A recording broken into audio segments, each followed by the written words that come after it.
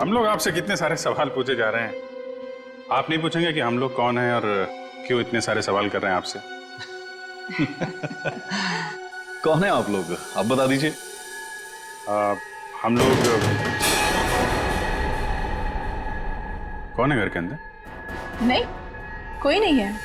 नहीं कोई है।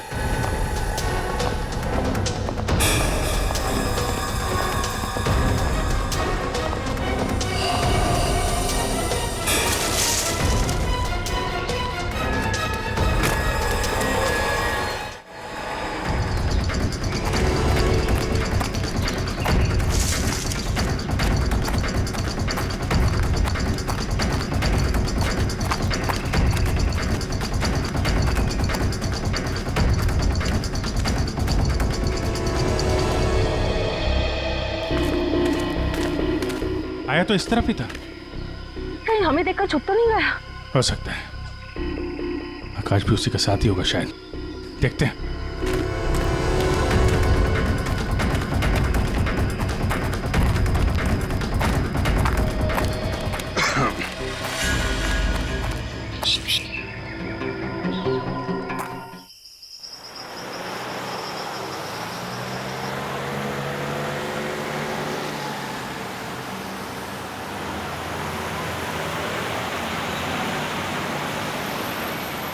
ये तो हमारी गाड़ी है।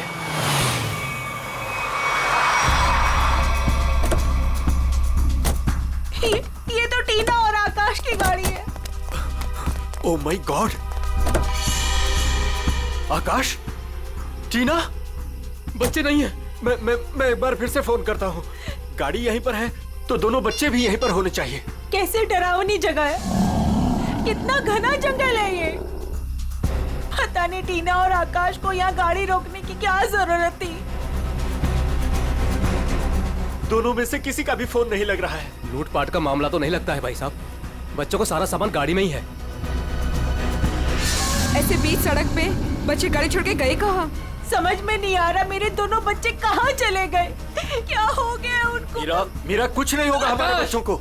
शांति रखो, घबराओ मत। आओ यहीं कहीं आसपास देखते हैं। आकाश, टीना, आकाश, आकाश, आकाश, मेरी आवाज सुनाई दे रही है? आकाश, आकाश, टीना, पता नहीं इस घने जंगल में बच्चे कहाँ चले गए। मीरा गाड़ी यहाँ पर है तो बच्चे भी यहीं पर होने चाहिए।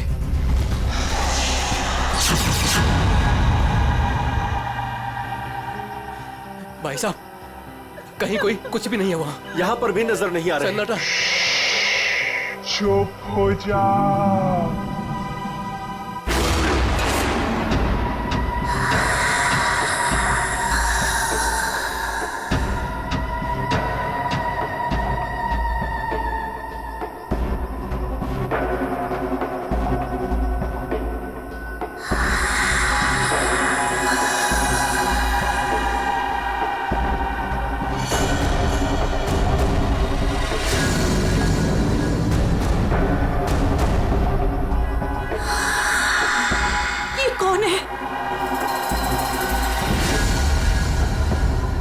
कौन हो तुम?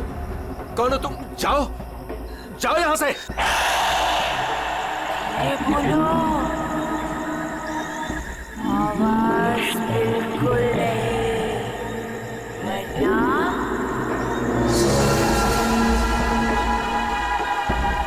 वो आ जाएगी। कौन आ जाएगी? कौन आ जाएगी? वही आएगी जो अपना सर हाथ में लेकर घूमती है।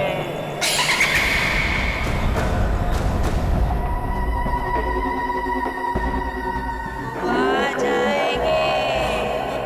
चलो कौन है? जल्दी, आ जाएगी। चलो गाड़ी में बैठो, जल्दी। वो आ जाएगी। वो आ जाएगी। वो आ जाएगी।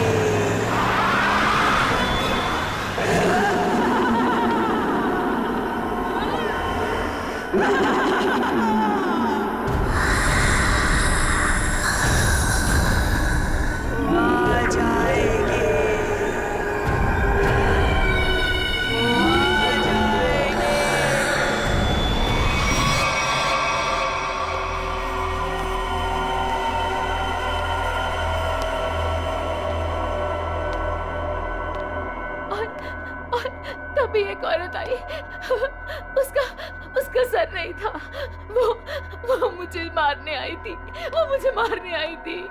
उसका कटा सर उसके हाथ में ही था। वो मुझे मार डालेगी, बचा लो मुझे, वो मुझे मार डालेगी। ये क्या हो गया मेरी वत्सला को? कैसे बर्ताव कर रही है? अब क्या करूं मैं?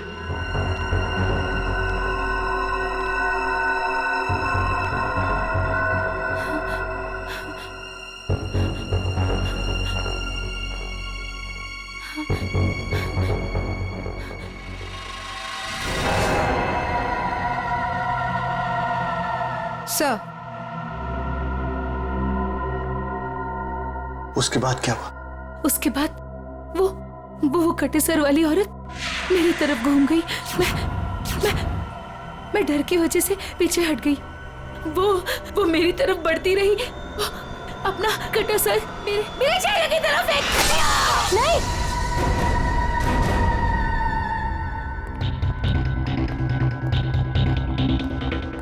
डॉक्टर साहब, क्या हुआ है मेरी वाइफ को?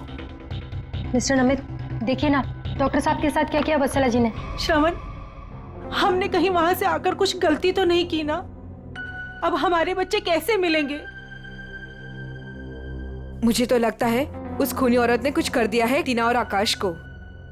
भाई साहब, मुझे लगता है कंप्लेंट लिखवा देनी चाहिए। पता नहीं बच्चे किस हाल में होंगे। उमेश, मैं तो कहता हूँ हमें सीआईडी को फोन करना चाहिए। मैं करता हूँ भाई साहब।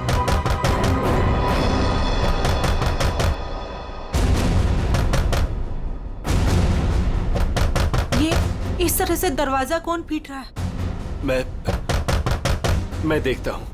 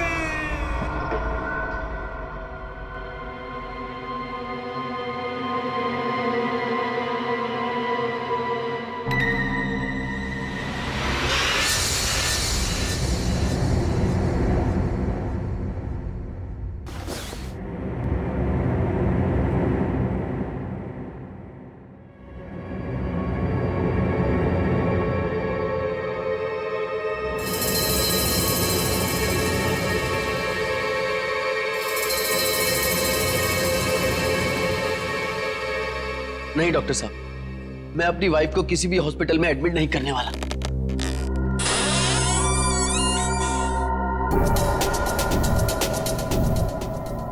आपसे पहले भी 4 और डॉक्टरों ने मुझे यही एडवाइस दिया है। आप मेरी वत्सला का इलाज मेरे घर पर ही कीजिए ना डॉक्टर साहब।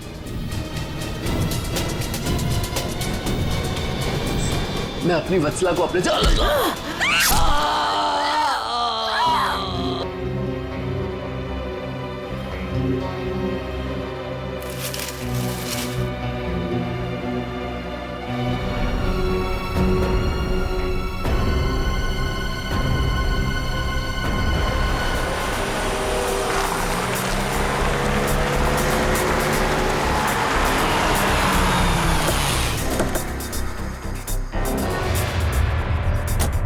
आइए इस तरफ, यहाँ पर आइए। यही घर है ये।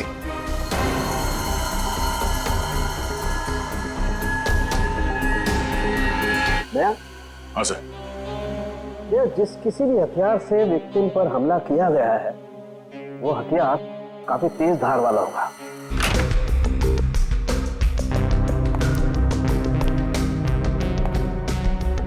बेड पर तो कोई खून नहीं।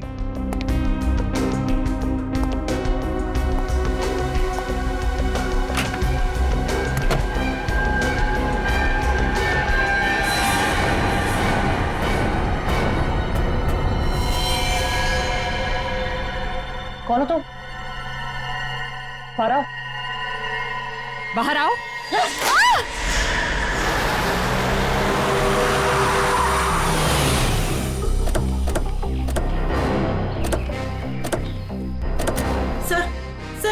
मेरी टीना और आकाश की गाड़ी। यहीं पर मेरे बच्चों पे वो मुसीबत आई थी।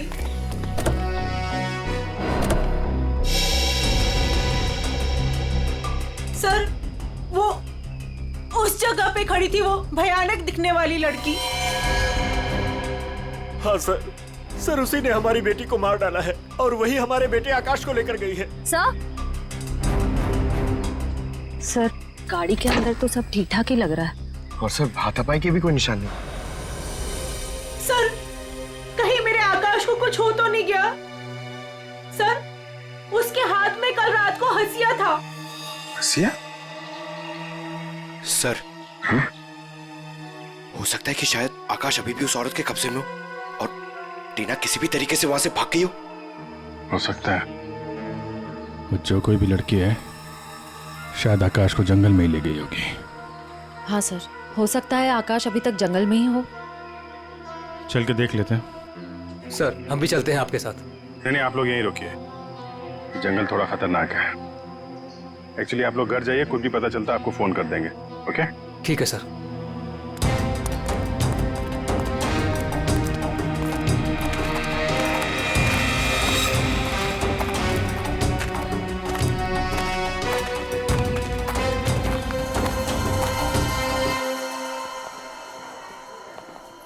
डॉक्टर साहब, वो आदमी कहाँ है जो खून से लथपथ आपके हॉस्पिटल में आया था? सर वो आदमी अंदर है। तो अब होश में है या अभी भी बेहोश है? नहीं, अभी होश तो आ गया है उसे, मगर थोड़ी बहकी बहकी बातें कर रहा है। क्या हम उनसे मिल सकते हैं? जी बिल्कुल, आइए।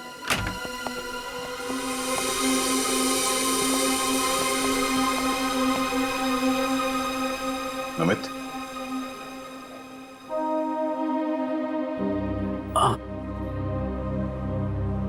कौन? हम लोग सीआईडी से हैं। क्या तुम बता सकते हो कि ये तुम्हारे साथ कैसे हुआ? मार डाला मुझे। मेरी वत्सला ने मुझे मार डाला। पूछिए अमन से। मुझे रोज पीटती थी, पर मैंने कभी भी गुस्से से उसे नहीं घूरा। हाँ सर, मैं हमेशा इस बेचारे की दर्द भरी आवाज सुनता था। मैं समझ जाता था कि भाभी जी का बेलन इसके सर पर बज रहा है। नमित, हम तुम्हारी पत्नी से मिल चुके हैं। कुछ न कुछ तो गड़बड़ हुआ है उसके साथ, लेकिन अचानक वह ऐसा बर्ताव क्यों करने लगी? भगवान, पता नहीं जब से दहलिया रोड से आई है, किसी सरकटी औरत के बारे में बात करती है और किसी पर भी टूट पड़ती है, जैसे जान ले लेगी वो किसी की भी। फिर दहलिया रोड, मतलब जो भी गड़बड़ है वो इस दहलिया रोड पे ही है।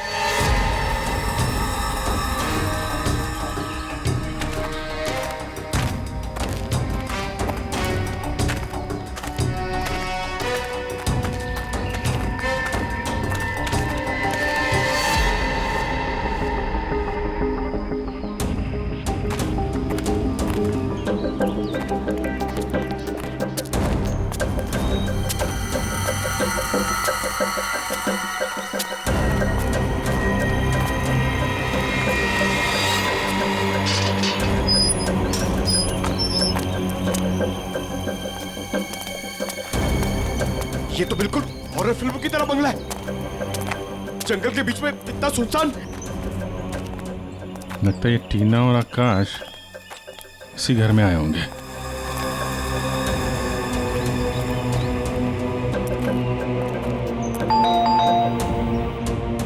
ज्यादा फिल्में मत देखा करो।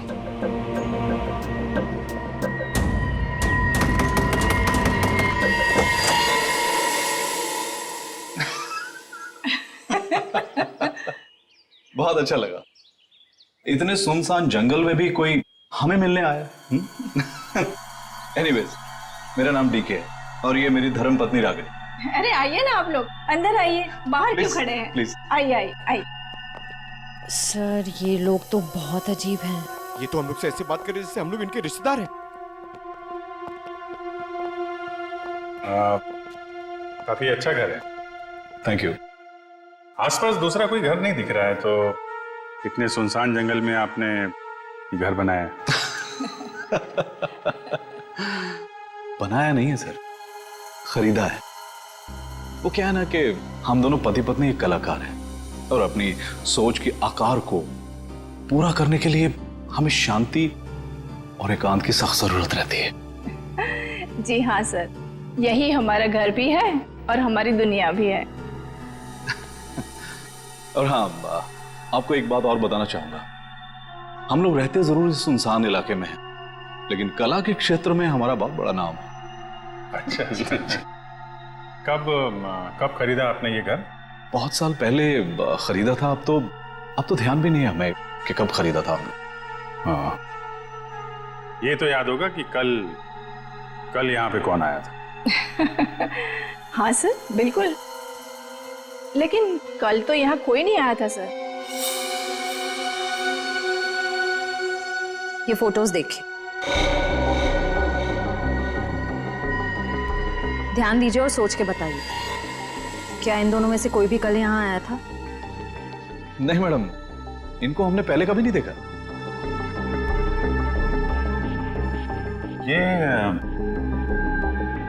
ये कौन है? ये हमारी बेटी अंशिता। 14 जुलाई 2013 को प्लेग की वजह से इसकी मृत्यु हो गई थी। बहुत याद आती है हमें हमारी बेटी की। हम लोग आपसे कितने सारे सवाल पूछे जा रहे हैं, आप नहीं पूछेंगे कि हम लोग कौन हैं और क्यों इतने सारे सवाल कर रहे हैं आपसे? कौन है आप लोग, आप बता दीजिए। हम लोग कौन है घर के अंदर? नहीं, कोई नहीं है। नहीं, कोई है।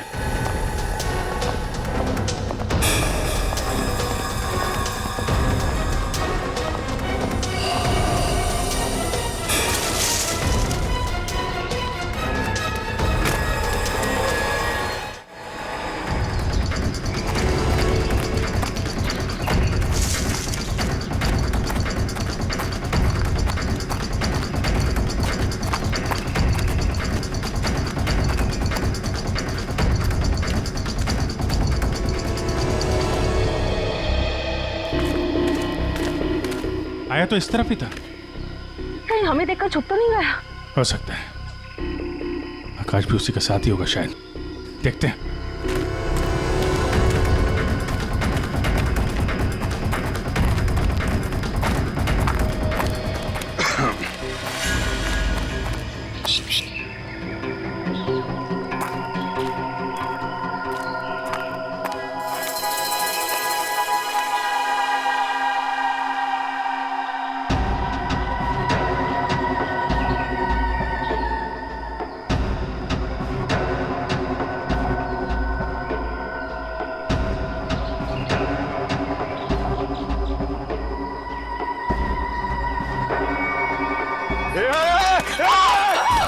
नहीं, फायर नहीं। कर नीचे। कौन है तुम? क्या कर रही थी उस घर के अंदर? हसिया नीचे फेंको। टीना को तुमने मारा था ना? आकाश का? धीरे बोलो, वो सुन लेगी। वो तुम्हारे पीछे खड़ी है।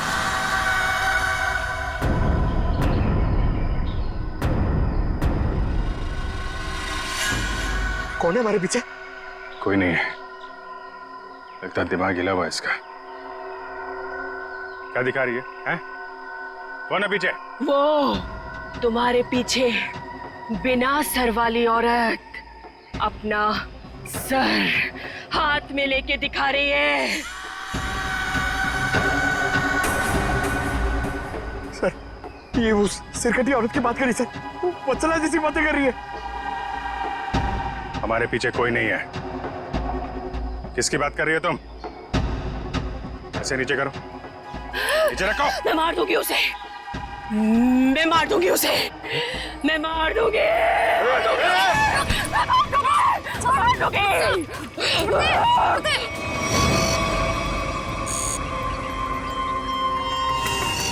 डॉक्टर मल्लिका, आप भी वही सोच रहे हैं जो मैं सोच रहा हूँ? यस सर, पर ये है क्या? थोड़ा बहुत तो पता चला है, पूरा तो टेस्ट होने के बाद पता चलेगा।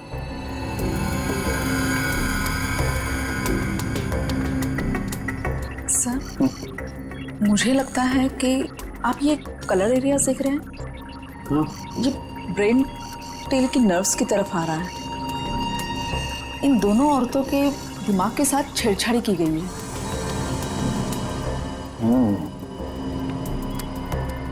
सर, इनकी याददाश्त से छेड़छाड़ की गई है। इनको कोई नेचुरल रोग या दिमागी बीमारी नहीं, इनकी तो मेमोरी ही बदल दी गई है।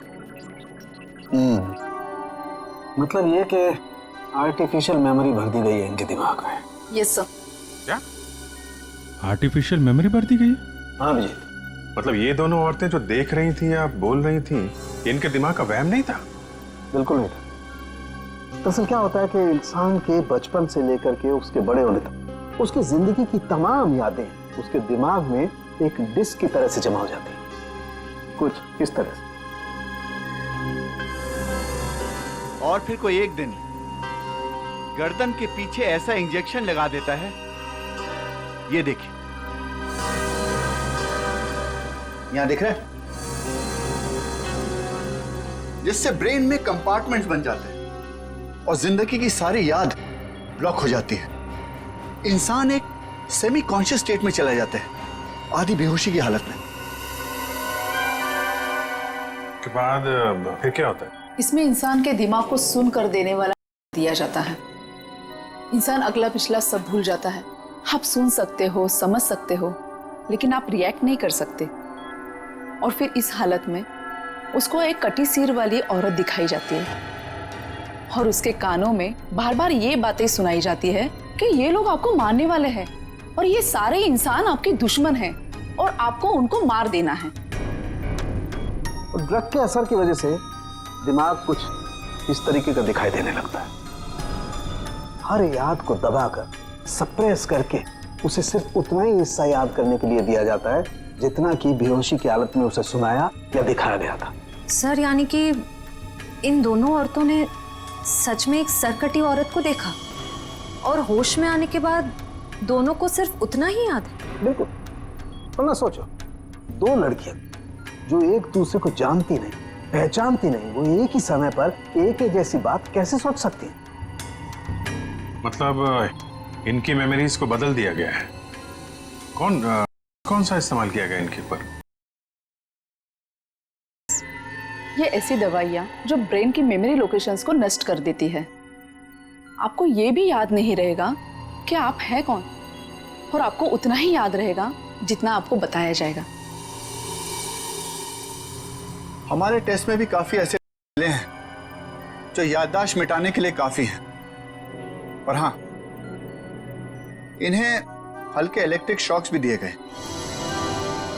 मुझे नहीं लगता ये लड़कियां कभी भी ठीक हो सकती, क्योंकि इस बीमारी का अभी तक कोई एंटीडोट इजाद नहीं हुआ है और हिप्नोसिस में महीनों लग जाएंगे, और फिर भी इस बात की गारंटी नहीं है कि इनकी खोई हुई मेमोरी इन्हें वापस मिल सकती है। अरे सर, ये सब सुन सुन के मेरा सर फटने लग रहा है। सर, आप मेरा ब्रेन मैपिंग कर लीजिए। डहलिया रोड के बंगले के मालिक डीके, रागनी और सड़क पे खड़ी उस लड़की का राज तो अब डहलिया रोड पे जाके ही पता चलेगा। तो थोड़ा घूम आते हैं डहलिया रोड।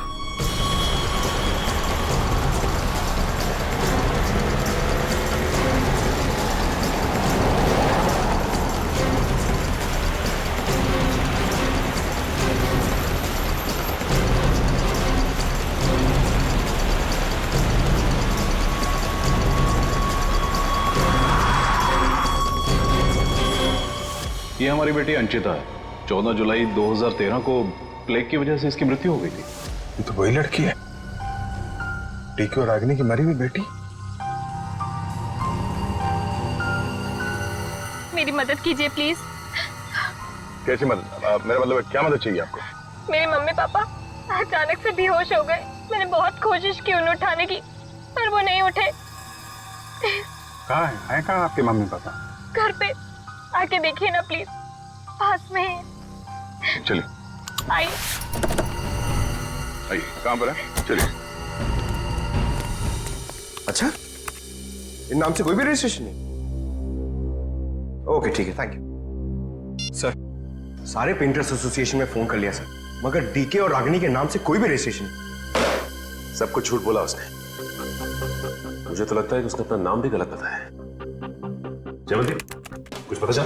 नहीं सर, अभी तक कुछ भी नहीं पता चला। मगर सर, कितने कॉन्फिडेंस से झूठ बोल रहे थे दोनों। लगता है सर अब एक ही रास्ता बचा है, उन्हीं से सच उगलवाना पड़ेगा। नहीं जयवंती, पहले उसकी सारी डिटेल्स निकालते हैं, फिर उठाते हैं उसे। लेकिन सर पता कैसे चलेगा? एक काम करो, डालिया हाउस में जो उनकी तस्वीरें खींची गई थी उन्हें क्रिमिनल डाटाबेस से और मिसिंग केस फाइल से मैच करवा के देखो, शायद असलियत सामने आ जाए। आइए। यहाँ इतनी रोशनी कम क्यों है? वो घर आबादी से दूर है ना, इसलिए वोल्टेज थोड़ा कम है। ये देखिए। ये दोनों एक साथ कैसे बेहोश हो गए? कहीं इस लड़की ने तो कुछ नहीं कर दिया?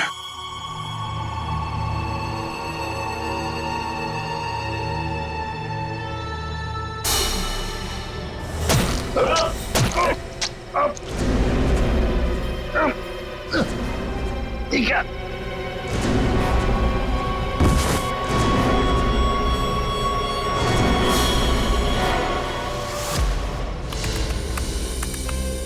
सर, दोनों फोन्स के सिग्नल नहीं मिल रहे हैं। सर, कुछ सेकंड्स पहले तक अभिजीत सर और दया सर का फोन दहलिया रोड पे बता रहा था, लेकिन अभी लोकेशन नहीं दिख रही है। इसका मतलब अभिजीत सर और दया सर को वो रास्ता रोकने वाली लड़की मिल गई। फिर तो डीके और रागिनी की सच्चाई का भी पता चल जाएगा। सर आइए। सर ये है मिसेस साक्षी, उस नकली डीके और इलेश की माँ। नमस्ते। कहाँ है मेरा बेटा? कहाँ है इलेश? ये ऑफिसर कह रहे हैं उसका नाम डीके है और उसकी एक पत्नी है जिसका नाम है रागिनी। ये कैसे हो सकता है? ये सब झूठ है। जी नहीं, ये सच है। एक छानबीन के दौरान आपके बेटे और उस औरत से मुलाकात हुई हमारी, जो अब डीके और रागिनी बने बैठे, और उसी छानबीन में मिसिंग कंप्लेंट से उनकी सच्चाई भी पता चली। मैम, आप हमें बता सकते हैं कि आपके बेटे इलेश ने अपना नाम बदल के डीके क्यों रख लिया? मेरा बेटा अपना नाम क्यों बदलेगा? मुझे इस बारे में कुछ नहीं पता। देखिए माताजी, वो रागिनी उर्फ नीता के साथ में कहीं छुपा हुआ बैठा है। अब ये औरत को जानती है? ये लड़की कौन है और कैसे मेरे बेटे की जिंदगी में आई, मुझे कुछ नहीं पता। देखिए मैडम, उस औरत के माँ बाप तो मर चुके हैं। बस आप ये बता सकती हैं कि जुलाई 2013 से पहले ऐसा क्या हुआ था जो आपका बेटा घर छोड़कर चला गया? नहीं, मेरा बेटा घर छोड़कर नहीं भागा था। हाँ, इलेश दिमागी तौर पर बीमार रहता था, तो एक बड़े साइकोथेरेपिस्ट के पास उसका इलाज चालू था और उसी थेरेपी की सिटिंग के लिए वो डॉक्टर के क्लिनिक गया था और फिर वो वापस ही नहीं आया। अच्छा मैम, ये बताइए कि नाम क्या है इस थेरेपी क्लिनिक के डॉक्टर? समझ में नहीं आ रहा कि इन सबके पीछे एक डॉक्टर हो सकता है। देखते कहाँ का तार कहाँ जाके जुड़ा है सर, बहुत लंबा जाल फैलाता है सर। आज सारे तार कट जाएंगे इसके।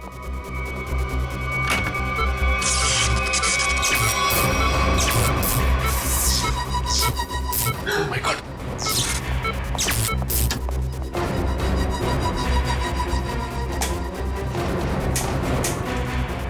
किसने किया ये? बोलो बोलो, किसने किया?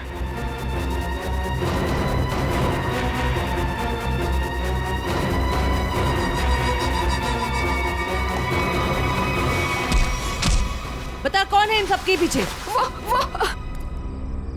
तुम उस बिना सर वाली औरत के साथ मिले हो ना? मैं नहीं, तुम उस सरकटी औरत के साथ मिले हुए हो। मैं जानता हूं, मैं छोड़ूंगा नहीं तुमको। तुम और उस औरत दोनों को खत्म कर दूंगा मैं। तू मुझे मारना चाहता है ना? छोड़ूंगा नहीं तुम्हें।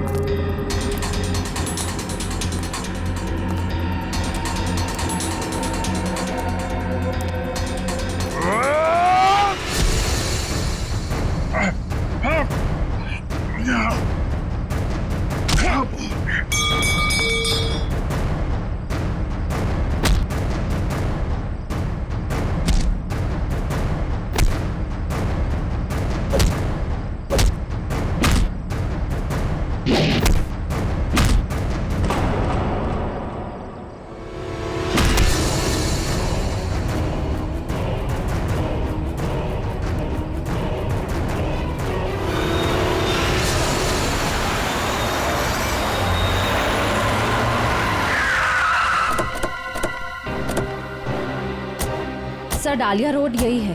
हो सकता है अभिजीत सर और दया सर यहीं कहीं होंगे। हो सकता है वो डीके और रागनी के हों। हम लोग जाके देखते हैं, तुम लोग यहीं रखो। एक डॉक्टर जाना नहीं चाहिए। हाँ ठीक है, चलो आ जाओ।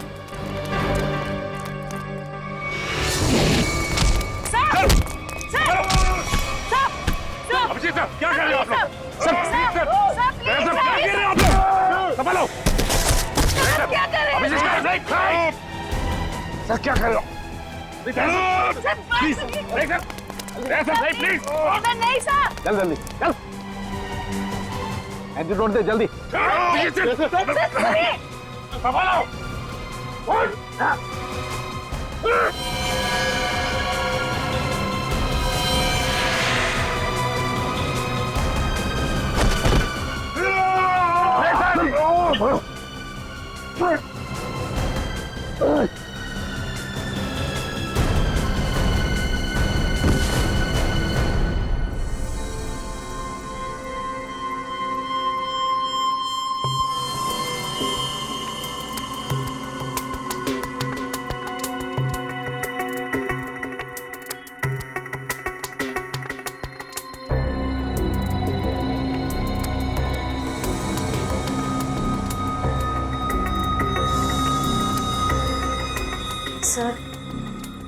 सर सब ठीक तो है ना? एंटीडोट ने असर शुरू कर दिया। थोड़ी देर में होश आ जाएगा दोनों को।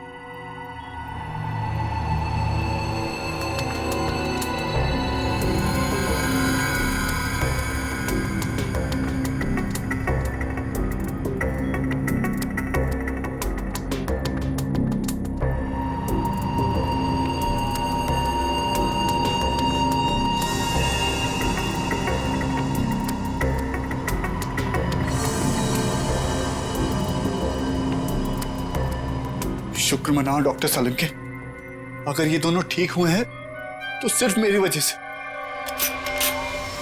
अगर अपने दिमाग का सही इस्तेमाल किया होता ना, तो एक मुजरिम की तरह इस हालत में नहीं खड़े होते, समझे? विकास अंकल, आपकी वजह से मैं भी एक मुजरिम बन के रह गई। अभी तो सिर्फ तुम दोनों का गुनाह सामने आया है। जिस दिन तुम दोनों को सजा मिलेगी ना, उस दिन समझ में आएगा कि गलत राह पे चलने का अंजाम क्या होता है।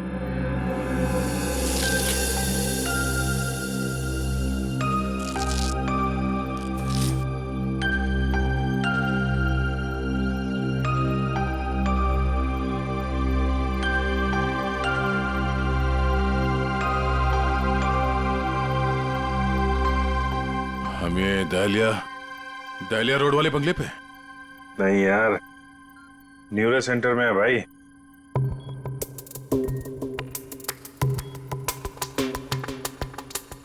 और मुजरिम हमारे सामने खड़ा है।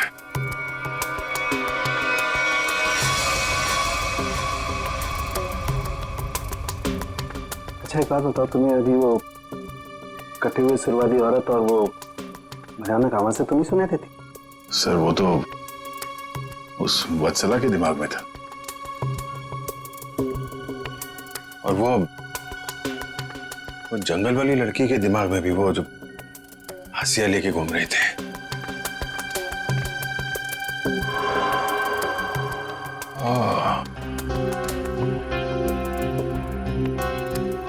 अब समझ में आया,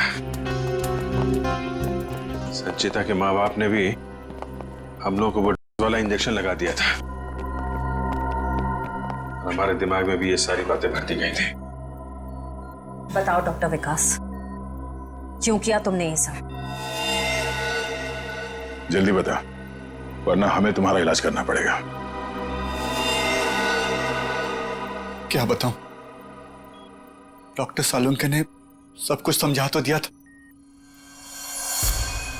मैं दुनिया में तहलका मचाने वाला ब्रेन मैपिंग एक्सपेरिमेंट करना चाहता था। बेहोशी में मैं लोगों को यहां लाता था और उनके ब्रेन से उनकी सोच को निकालकर अपनी सोच भर देता था। जरा सोचो, कितनी ताकत थी मेरे हाथ में। जब वो लोग जागते थे तो उन्हें वही दिखता था और उनके दिमाग में वही ब्रेन की मेमोरी थी जो मैंने डाली थी। उनका ब्रेन वही करता था जो मैं कहता था। मतलब कि मैं उनके ब्रेन से सब कुछ करा सकता था। और तुम दोनों ने भी तो वही किया ना। और ये अंशिता, इसने भी गुनाह में तुम्हारा साथ दिया था। मैं इनकी भतीजी हूँ, इन्होंने ही मुझे पाला पोसा। डीके और रागिनी मेरे माँ बाप नहीं है। वो घर, डीके, रागिनी, मैं, ये सारा विकास अंकल का बिछाया हुआ एक जाल था। और आकाश, उसके साथ क्या किया तुम लोगों ने? उसकी ड्रग की डोज ज्यादा हो गई थी, उसे ब्रेन हैमरेज हो गया था।